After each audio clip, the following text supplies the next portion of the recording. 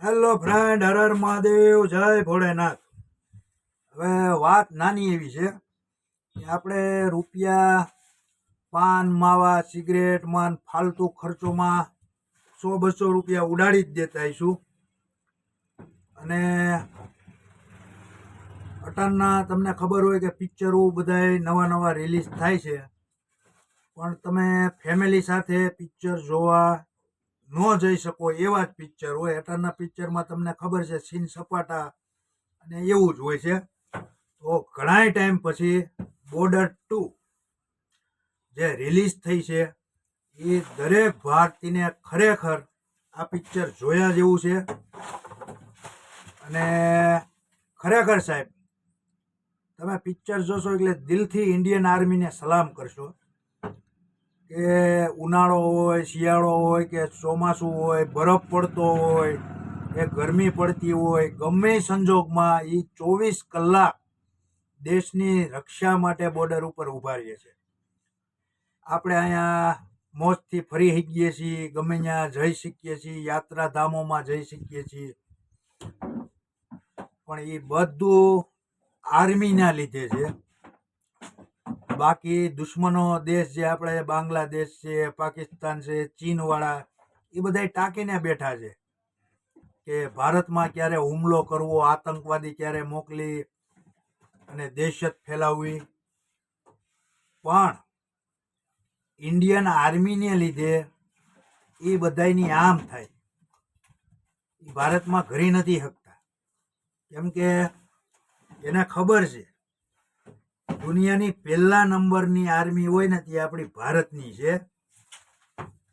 કે દેશ માટે ગમે એનો જીવ લઈ લે અને દેશ માટે જીવ દઈ દે. અને જૂનુની આર્મી આપણી ઇન્ડિયન આર્મી એટલે દેશ પ્રેમી અને જૂનુની આર્મી. તો ખરેખર એકવાર બોર્ડર પિક્ચર તમે જોશો એટલે તમને ખ્યાલ આવી જાય. અને ખરેખર એમાં બોર્ડરનો જે ભારત પાકિસ્તાન વિશે બોર્ડરનું દેખાડ્યું છે, આખી ઇન્ડિયન આર્મીની કહાની છે, કેવી રીતના આપણા દેશના જવાનો આપણી દેશની રક્ષા કરે છે.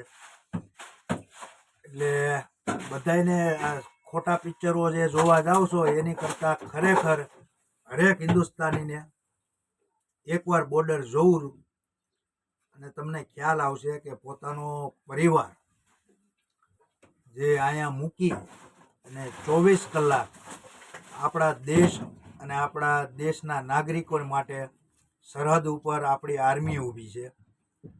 જે આર્મી દિલથી સલામ. કેમ કે આર્મીનો ક્યારે દુશ્મન દેશ હુમલો કરે, ક્યારે આતંકવાદી ગાલે, ક્યારે હંતાય. જો કે હામી છાતીએ તો તેવડ નથી, જ્યાં લગી ઇન્ડિયન આર્મી ઊભી છે હામી છાતીએ તો હુમલો કરવાની તેવડ નથી. પણ શું છે, અમુક દેશમાં રહીને દેશના ગદ્દારો ફૂટી જાય છે અને વાંયથી આતંકવાદી ઘરી જાય છે. એટલે ખરેખર છે પિક્ચર જોયા પછી મજા આવી જાય એવું બહુ મસ્ત પિક્ચર તમે આખું ફેમિલી સાથે જોઈ શકો એવું છે. અને 26મી જાન્યુઆરીને બધાને દિલથી સલામ. એટલે બધાને કહું, ખોટા ખર્ચા કરો, 100-150 રૂપિયા બગાડી અને એકવાર તમે બોર્ડર 2 જોઈજો. તમને ખ્યાલ આવશે કે આપણી આર્મી આપણી દેશની રક્ષા માટે કેટલું સંઘર્ષ કરે છે.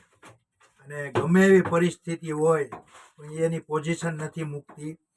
એટલે આ છે દિલથી ઇન્ડિયન આર્મીને સલામ કરવાનું મન થાય છે. તો બધાય જઈજો. ખરેખર બહુ મસ્ત પિક્ચર છે. અને બધાને 26મી જાન્યુઆરીની હાર્દિક શુભકામના. વંદે માતરમ, હર હર મહાદેવ, જય ઇન્ડિયન આર્મી.